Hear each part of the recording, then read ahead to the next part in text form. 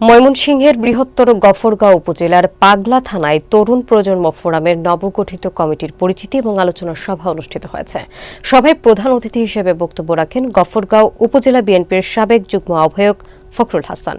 বিস্তারিত থাকছে মনিরুজ্জামানের প্রতিবেদনে।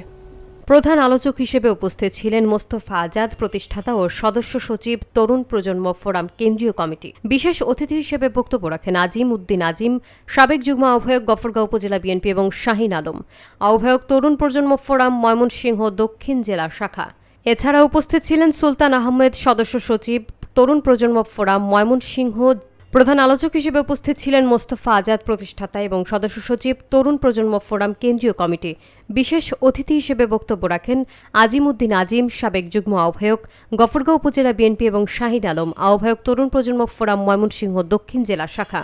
এছাড়া উপস্থিত ছিলেন সুলতান আহমেদ, সদস্য সচিব, তরুণ প্রজন্ম ফোরাম ময়মনসিংহ দক্ষিণ জেলা, মীর শাহজালাল বিদ্যুৎ, আহ্বায়ক তরুণ প্রজন্ম ফোরাম ভালুকা উপজেলা শাখা, নবগঠিত কমিটির পাগলা থানার আহ্বায়ক বিপ্লব মীর, সদস্য সচিব রাব্বি এবং বিএনপির সকল অঙ্গ ও সহযোগী সংগঠনের নেতৃবৃন্দ। এই সভায় তরুণ প্রজন্ম ফোরামের বিভিন্ন কার্যক্রম এবং লক্ষ্য নিয়ে আলোচনা করা হয়। সংগঠনের আগামী পথ চলার জন্য বিভিন্ন সিদ্ধান্ত গ্রহণ করা হয়। বাস্তবায়ন করতে পারি সেই লক্ষ্যে আমাদের কার্যক্রম থাকবে ইনশাআল্লাহ। লক্ষ্য উদ্দেশ্য বাংলাদেশটাকে কিভাবে স্বনির্ভর বাংলাদেশ হিসেবে গড়ে তুলবেন, সেই জন্যই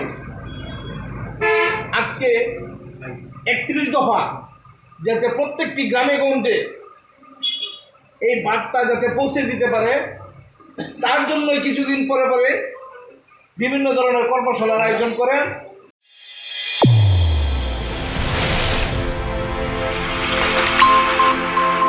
চ্যানেল A1 হৃদয়ের স্পন্দন।